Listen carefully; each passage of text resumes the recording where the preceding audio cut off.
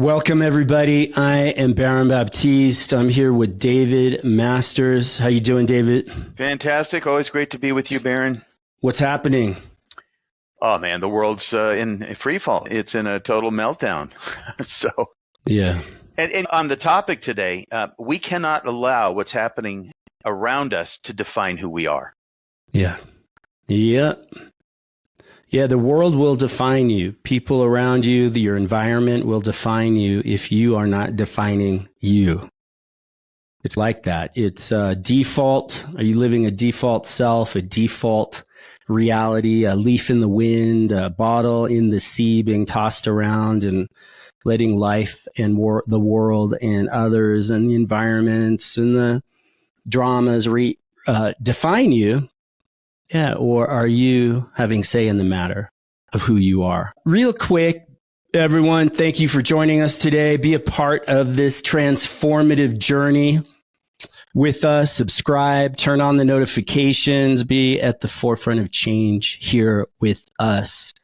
Share the show with your friends, family, pay it forward. If you get some kind of new thinking or somehow the show makes you think, to do some bigger thinking for yourself, your life, who you are and who you want to become and be. If it has some kind of strength or gives you some kind of strength or power, share the show. Pay it forward, please. Your support is our strength. Leave us a 5-star review on whatever platform you're listening or viewing this on, or hit the like button if you're watching on YouTube. But your engagement is what propels us and this whole movement forward and upward. Without you, we're just talking to ourselves. And I want to hear from you, your questions, your stories, your breakthroughs. Send them to disruptingthedrift@baronbaptiste.com, disruptingthedrift@baronbaptiste.com. The show thrives on your contributions, your interactions. And remember, you can also experience the show here visually on YouTube at Disrupting the Drift or Baron Baptiste Podcast on YouTube. Yeah, witness the conversation as it unfolds. So, David, we have an article here. Actually, I wrote that. You wrote this? Oh, yeah. I like it. It looks like a real, genuine article. Thank you. An article. Yeah, I like it. Okay, so the title you have here is What Defines Who You Are? Is it success? Is it failure? Is it approval or rejection? Is it love or hate? And then you go on to say, in the movie Gran Turismo, which I yet have to see, I want to see it. The journey from gamer to professional racer takes a tragic turn when a deadly crash claims the life of a spectator. As the weight of responsibility and guilt presses down, the coach's words echo profoundly. The crash won't define you, but how you respond to it will. It's a pivotal moment in the movie, an intersection where resilience and character intersect. The driver grapples with the aftermath, wrestling with the choices that will shape not just his career, but his very essence. It's not about erasing the past, but navigating the path forward, seeking redemption through perseverance, determination, and a profound sense of responsibility. This pivotal juncture becomes the crucible in which our true metal is forged. Really good, man. I love this just opening and the context you set here. I'll let you begin. What do you see about this? What inspired you to write this? I had heard about the movie. It's all based on a true story, by the way. And when I saw the movie, I was riveted by the movie. I couldn't stop watching. It's from the minute it starts, it just goes. And it's like a marathon. It just never stops. But it gets to this point in the story, and again, this is based on reality, true life experience that this young man had. He was a gamer, and then Nissan had a contest in which they found the best gamers in the world, and they brought them into a training camp in which they were taught to actually race cars. Now, this young man has raced in over 200 races since he went through the Nissan training, but in the story, he is at Le Mans, and he has a terrible accident. And so he wakes up and he's angry because he didn't want to hurt anybody. He never wanted to. This spectator got killed. And he hears the echoes of his father in his head warning him that it's dangerous, that he could either get killed or kill someone himself. And he is considering walking away from this amazing real life opportunity that he was experiencing. And his coach was really brilliant. His coach was a guy who had a similar experience, we find out later in the story, and that he had himself raced in Le Mans and had a terrible tragic accident in which another driver that was in the race died. He blamed himself and he never raced again. And when he explains this to the young man, he opens his eyes to realize that it's not the crash that defines him unless he allows it to. He says, the crash won't define you, but how you respond to it will. And this is an axiom. It's an undeniable truth of life, that it is not what happens to us in this life, but it is how we deal with it. And so I want to read you a quote from The Thoughtful Beast. And what he says is, I am more than what others want of me. I am more than what society expects of me. I will not let my life be defined by a box meant to hold me down. This is exactly how people are. People are programmed. People will look at you and try to categorize you and try to put you in a box so that they can check it off and say, oh, he's this kind of person. He's that kind of person. Everybody wants to do a critique of you on the spot and define you by their own perception, not by the actual reality of who you are or who you are becoming or who you might be. And I think that this is a super important subject because we are looking at the world and we see the world is out of control and completely insane.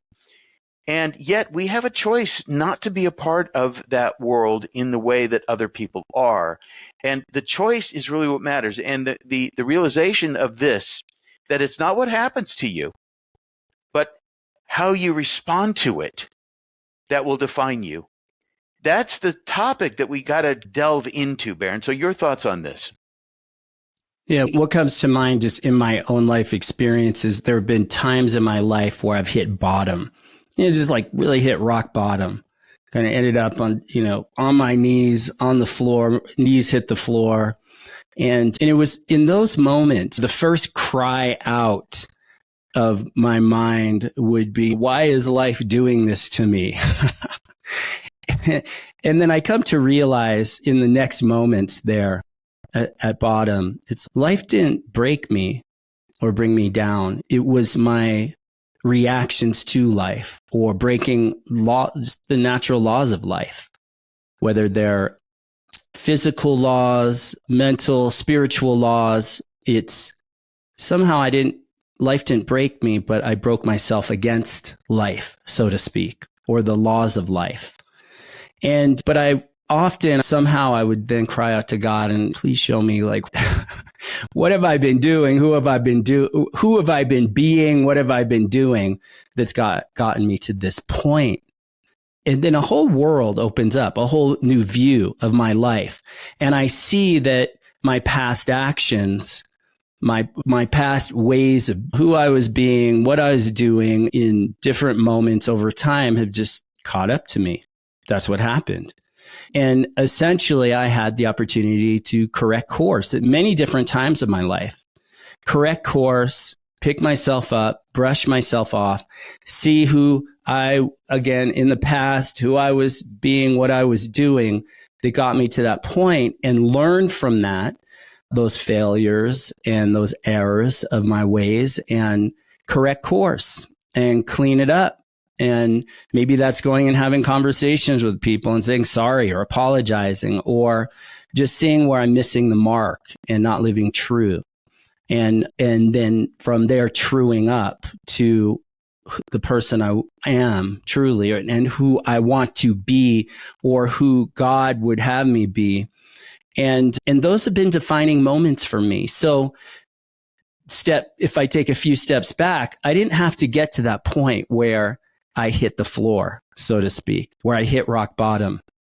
What I've learned is no, correct course in real time, in real moments where I'm being challenged or I'm dealing with some kind of difficulty or adversity, some kind of temptation.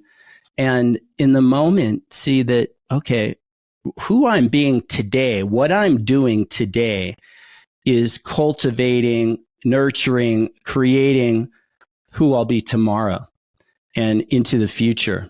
And it's really to take a hard look at what are you doing today? How are you spending your time today? With whom? Doing what? Because life, we hear the saying, life is short, but I am very present to, we only have so much time in life. And we see a lot of examples in life. We see lives of people who, I always like to say in life, you're either an example or a warning. But you see these warnings, these examples of people that I've known that they've wasted so much time doing foolish things that they've run out of time. And to actually live the life they want to live. Now, maybe in the timeless realm, you can always inwardly have you forgive, you let go, you open up to something great, or probably never, you could be on your deathbed and it's never too late to repent, so to speak, to give up pride, to give up ego. But I'm talking here about living the life you have and living it from a place of integrity and a place of conscience, following true north and higher aim, and just doing things, how you're spending your life right now, how you're spending your life today, the things you're doing are creating a story for your life. You're authoring something, and maybe it's a co-creation, meaning like with your creator or something greater than yourself. But it's really how we're living in the present that defines who we are in the present and moving forward. Yeah. So let's talk about identity for a minute, because we hear a lot of that word bantied about, what you identify as, your identity. But if you take and put a hyphen between ID and entity, you get id entity. And the id was defined by Freud as the ego, the self, the sort of the sensitive, malleable self. That's the ego.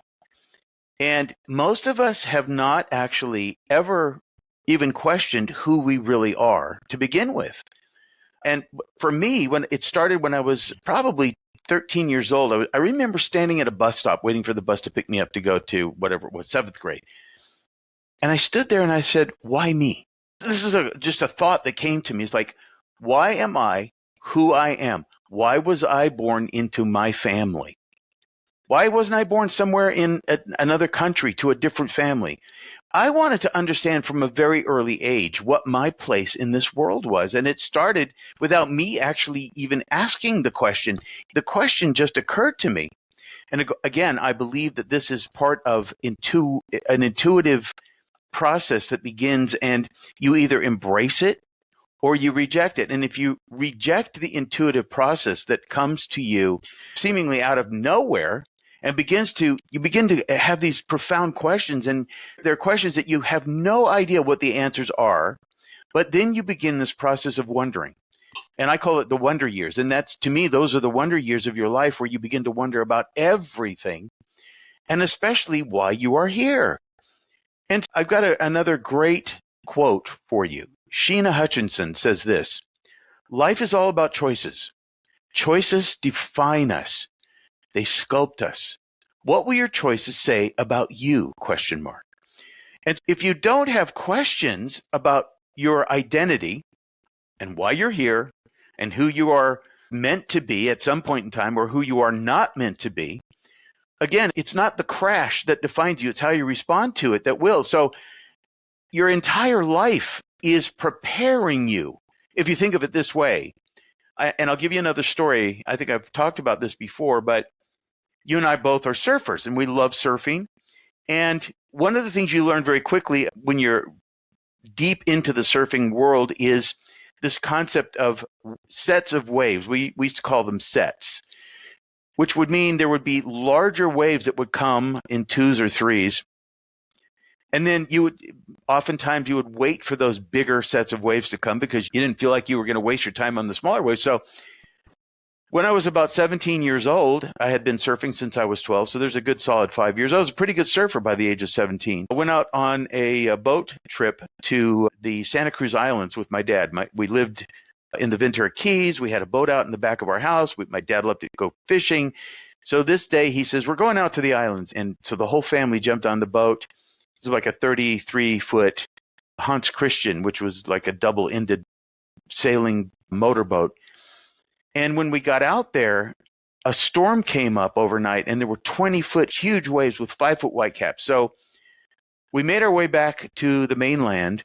And by the time we got back to the mainland, the waves breaking on the shore were 20 feet at least. And so we couldn't get into the Ventura Marina, so we had to go down toward the Oxnard Marina.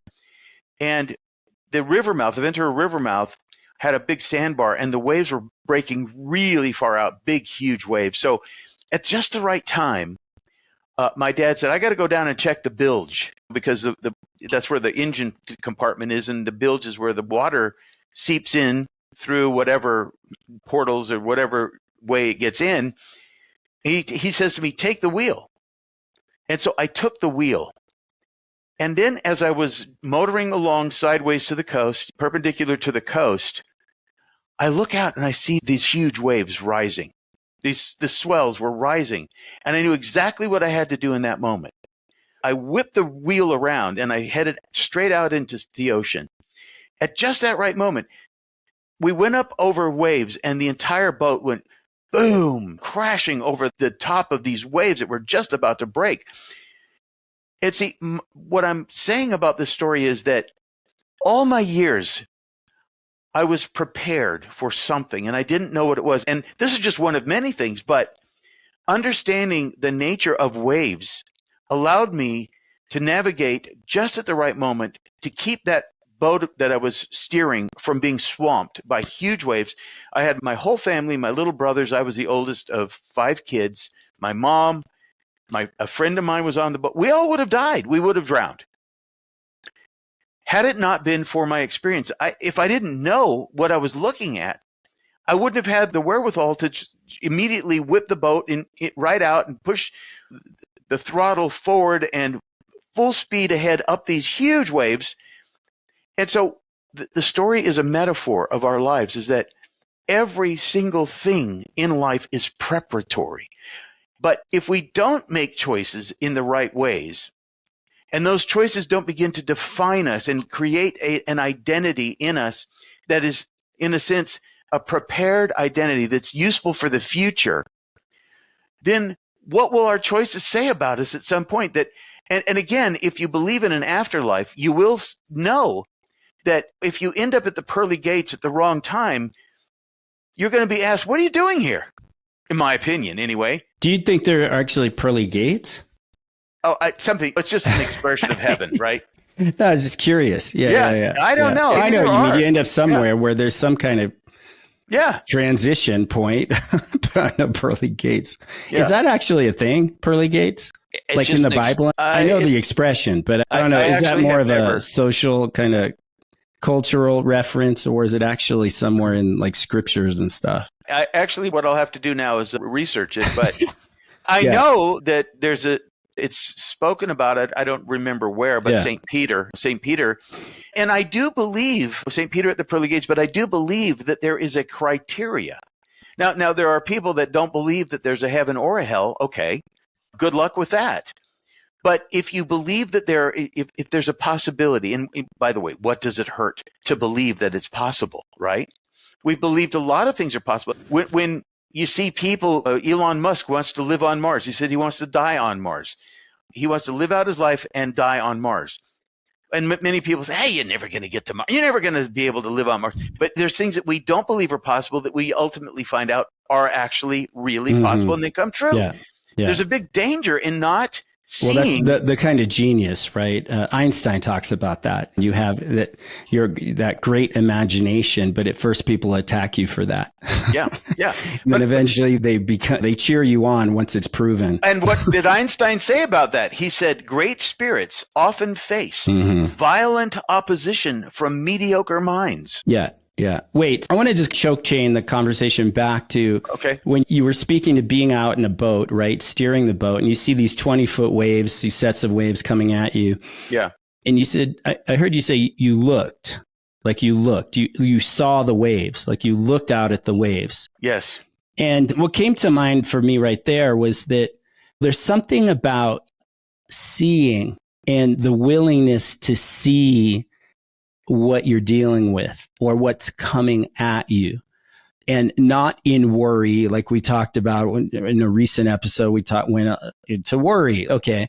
Not as worry, not as anticipation, but in the present tense, to be able to really look at what you're dealing with. And I bring this up because I think in life, people want to avoid. They want to avoid or pretend it's not happening, or stick their heads in the sand, lots of different ways, or they get hyperactive or hyper busy and distract themselves. But there's something about when you look, you really like pause, you stop, you drop into your body, feet on the floor, eyes open, and you really look at what and you get related to reality. You get related to truth.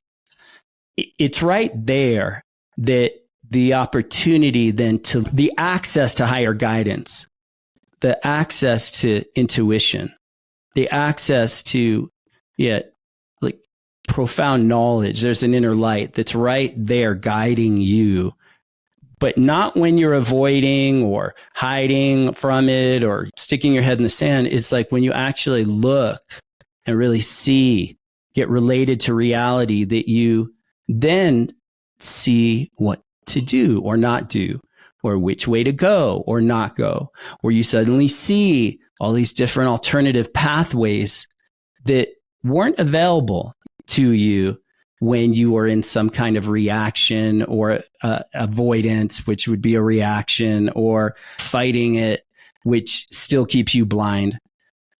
Or having expectations or how it should be or shouldn't be, but you just look and you understand your enemy or the threat or the thing that is coming at you or that's lingering around you that's unwanted, that the only way to actually change something and define who you'll be in the moment, to have an alternative choice to who you'll be, to define yourself intentional or conscious, different than being defined by those experiences or by those threats or challenges. You actually see what you're dealing with and you stare it head on. I heard this story. There was a group of monks in Tibet when the Chinese army was marching into Tibet.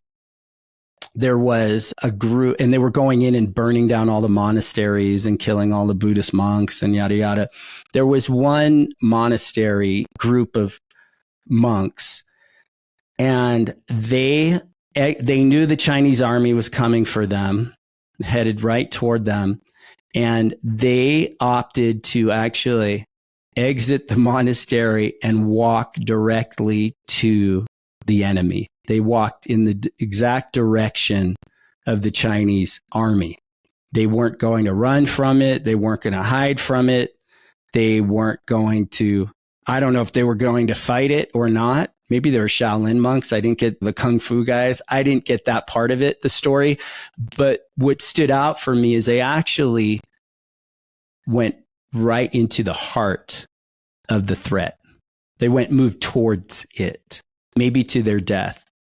But there's something profound in that to me, where it's like you're dealing with life straight on. And I think there's a lot of things happening in the world where there's a lot of things on a worldly level, global level, that are coming at us right now. whether it's social ideologies or the woke mental virus or it's actual survival of if you're in the cities, you've got crime, you've got all kinds of different uncertainties. And a lot of people live in a weird mental bubble. But if you actually open your eyes and look at what's happening and not run from it, not avoid it, just define who are you in the face of it. That's defining yourself, who you are in your life, for your life, that gives you the definition of you. Or you run, hide, avoid, and that's defining yourself. That's who you are in the face of things. And yes, you're absolutely right. I want to go back to this concept of the story of Gran Turismo, because what we have to do also is begin to define what's actual as opposed to what's, let's say, virtual. Perceived. Because the young man did not actually have any real risk in driving these simulated cars. And he actually says in the story, if he tries to overtake somebody on the racetrack, if he crashes, he just resets. This is not actually helpful in the sense that if people believe in a virtual world in which there are no consequences, it actually makes them throw out the idea of consequence. And I'm not sure that it is Thomas Jefferson who said this, but it is attributed to him that he stated, eternal vigilance is the price of liberty. In other words, and I'll go back to my story about the boat. What I had learned in 5 years of surfing was very instrumental in me making a proper decision about what to do when I saw what was coming at us. And one of the things I had learned by surfing at the Ventura River mouth was that there was a sandbar that had extended out sometimes a mile, so that when the waves got really big, they started breaking super far out. And so when I took over the wheel, it was a natural thing for me to do because I knew exactly what the location was that we were. The waves were pretty big anyway, right? And then I started to scan the horizon. And what was I looking for? When you start to scan a horizon, you begin to see things. And then what allows you to make choices and decisions about what it is that you perceive. And what I perceived was based in actual reality. Now, let me just interject right here, just to distinguish that a little bit. There are perceived threats, is what I'm hearing. Ones that are in our imagination. Yes. And then there are real threats. Yes. Being in a 20-foot wave coming at you, you're at a small boat, that's a real threat. Or you're walking down an alley and you sense some dudes are coming at you and they don't have good intentions. You pick up on the vibe, like that's a real threat. Yes. A grizzly bear, you're walking on a nature path and a grizzly bear suddenly appears on the trail. That's a real threat. Yes. Different than the imagined threats. Right. Of people are being very quiet these days. They're afraid of the perceived threat that if they speak up, if they speak their opinions, they speak truth, they speak to what they see or what they're experiencing, they are, whether in work or in their life, they self-censor because of this perceived threat that this small group of people will come after you. And maybe people will, but it lives more in the imagination of people that has people shut down and not speak up, speak out, be authentic. They squash down their authentic voice. But it's out of a perceived threat, because the people that will come at you and cancel you and whatever, sabotage your reputation, all that, those people are cowards. They're just cowards. So but it gets built up as this weird perceived threat in the mind, as though they are real and that they have real power over you. I get maybe you're in a job or something. If you speak up, you could risk your job or livelihood, but maybe not. Maybe that's not the environment for you to be in. Maybe You have to check in with yourself. Who are you defining yourself to be in moment? Or people hold things over you from your past. You've done a bunch of foolish things in your past. And maybe even in your trying to run a business, you're an entrepreneur running a business or dealing with people or relationships. And it all catches up to you. You've made a mess of things. The way to handle that is not to look in the mirror and say to yourself, oh, you're full of shit. Because it's really not about you. It's about what you've been doing in the past. And so it's cleaning up who you are, orienting yourself to life that determines who you could be, and forgiving the past, and forget about the people that may hold the past over you. But it's you are defining yourself for you. But I think there's something I just didn't want to step over it. This perceived imagined threat of if you've been foolish in your past, now you're going to squash down your potential or squash down living like true and living out here with people, putting your voice out. It's a perceived threat that if you do that, they'll come for you. But it's not a real threat. It's not a real threat. People will always judge you, but that's what those kind of people do. They judge. And then you'll also find the people that are seekers of truth and excellence and living life true that will find you and befriend you. Maybe it's not a lot of people, but you'll find your people when you're true to you. You'll find the people that are true to you and to themselves. It's what I want to say about what you're explaining is a very important distinction, because the word perception, I just looked it up in the Merriam-Webster dictionary, and it's very powerful. And I just want to read the breakdown here. Perception, number one, a result of perceiving, observation. B, a mental image, concept. And then number two, consciousness. And then number three, awareness of the elements of environment through physical sensation. That's A. And then B, physical sensation interpreted in the light of experience. And then number four, A, quick, acute, and intuitive cognition. And then B, a capacity for comprehension. But let's just say that, for example, every once in a while I'll be sitting in my office and out of the corner of my eye, it looks like somebody walks by. And I notice that and I look in that direction. But then my capacity for comprehension says to me, it was the way I saw it, whatever it was, a reflection, a shadow, my dog, whatever it may be, that there actually wasn't somebody that walked by, especially when I'm in the house alone.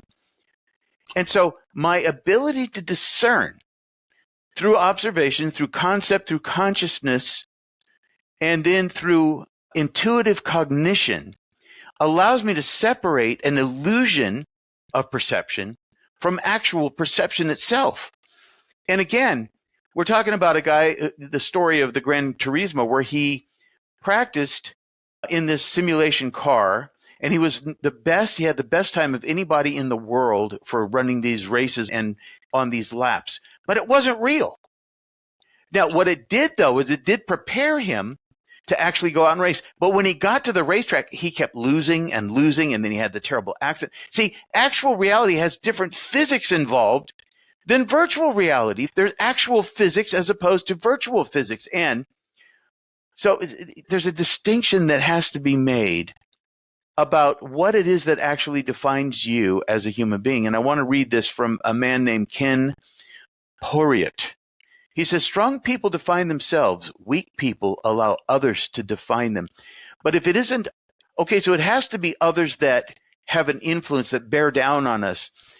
And if you're weak, and if you haven't actually began that process of questioning, the essential questioning of why am I here? What's my purpose in life? Who am I and who am I not? There's the bigger one right there. Not necessarily who are you, but who are you not?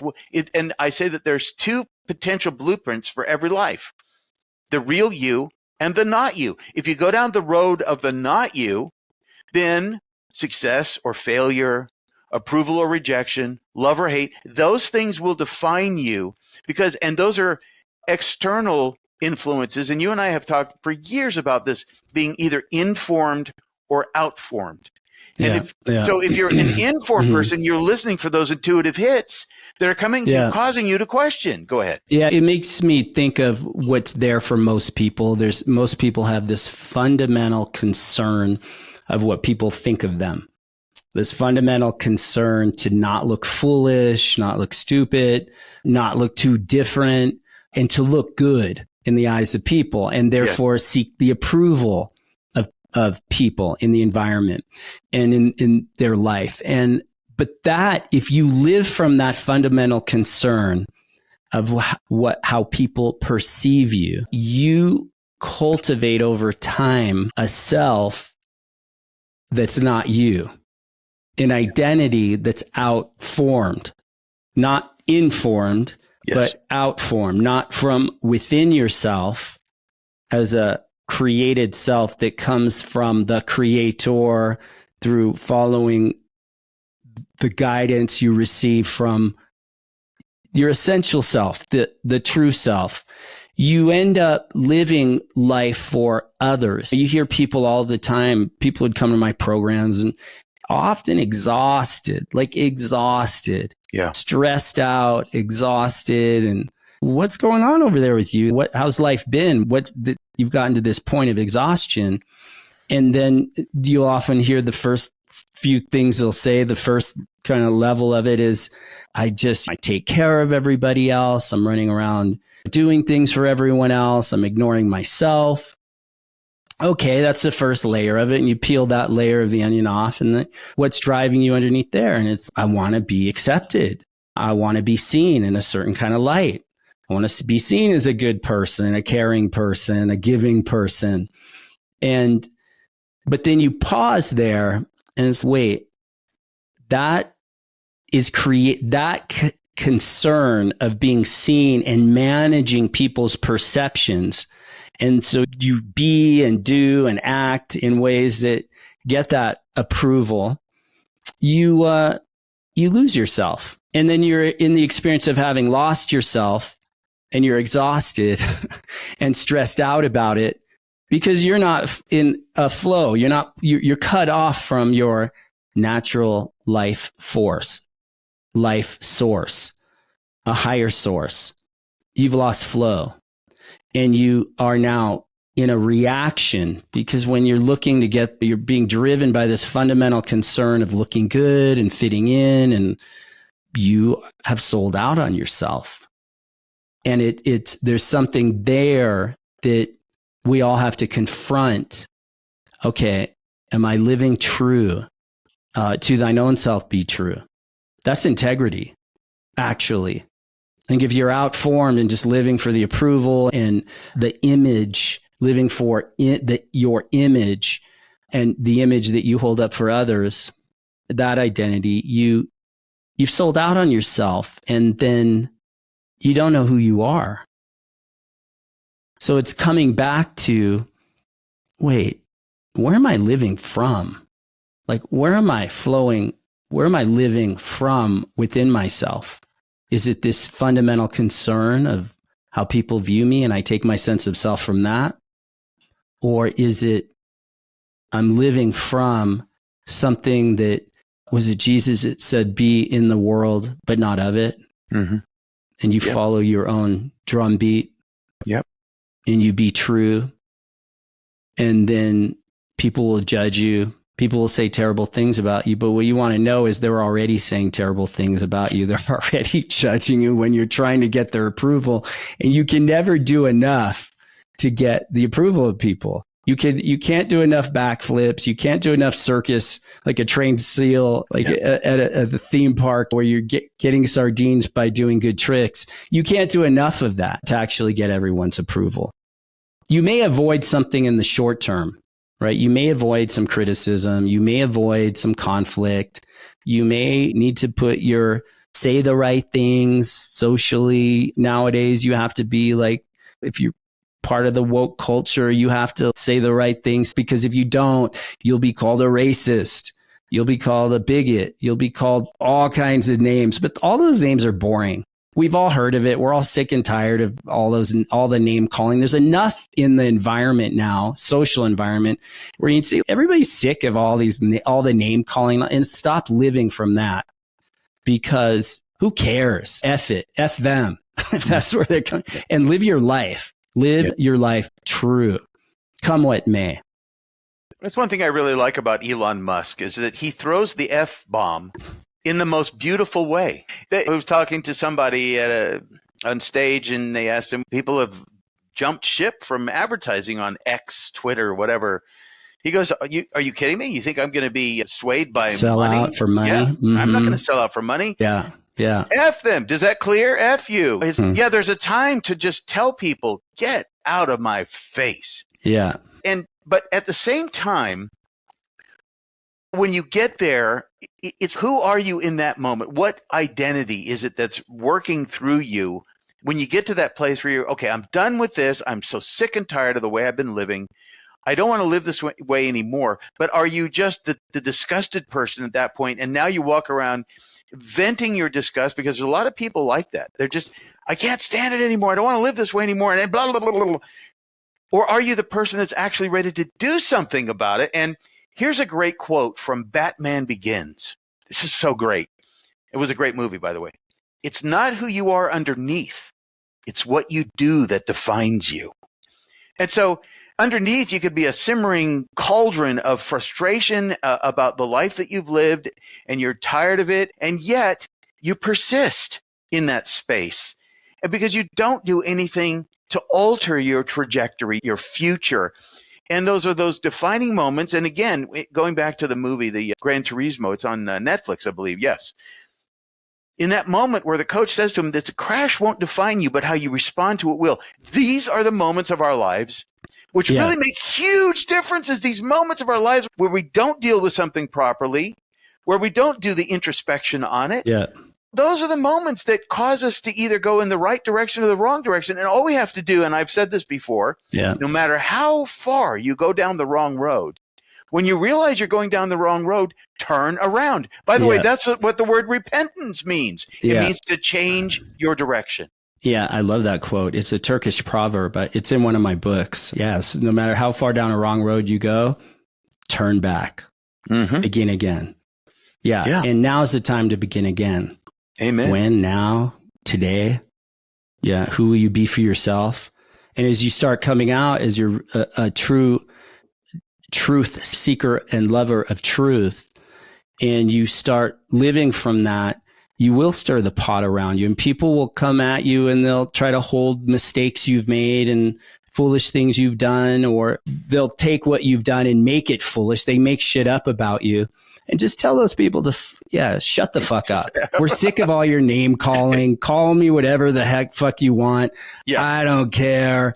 And just live true. Yeah. Shut the fuck up. Yeah. And by the way, some of you need to practice that, because the self-censoring, the silencing, that game's over, and it only squashes your spirit. Yeah. Yeah. And live true by something, your creator. And there's that saying that I believe it's from the Bible even, but if God be for you, who can be against you? Yeah, they have no power against you. Oh, by the way, you have the right, every right, to erect border walls against people who are toxic and who are trying to drag you in the wrong direction, who are trying to intrude and penetrate your private life. You should erect walls to keep those kind of people out, because you'll use a lot of energy just battling them. And don't waste your time arguing with people who will not be reasoned with. Move on and find that direction, and define yourself by what you do, not how you feel. Because in the movie, in this Gran Turismo, he felt terrible. He killed somebody. His father warned him. All these thoughts are flooding into his head. The warnings that he gave. Maybe everybody was right about me. Maybe I can't do this. No, you've got to dispense with all that, because your life is still ahead of you. The road is still unfolding ahead of you. My goodness. And don't wait. Don't wait. I'll wrap up with this. I was having a conversation yesterday with someone who owns a yoga studio, and they were telling me that about, they have a great team of teachers and people who work and run the studio there. And this person was telling me, though, there's this one teacher who's like dead weight. It's dead weight on her. This one teacher just brings the vibe way down, and it impacts the whole team, impacts her as a leader. And I said, what do you see to do there? Why are you keeping someone like that around? I've had my justifications. It's a popular teacher. And if I let her go or fire her or remove her, then the repercussions. And I said, yeah, I get all that. But I said, is that really what's stopping you from handling it and removing her from your team and your environment? Because you're the leader. You're paying the rent. You're paying the bills. It's your show and your environment. Why are you allowing? Is it really those repercussions? I said, I doubt it. And she's, no, you're right. It's a fear of that conversation.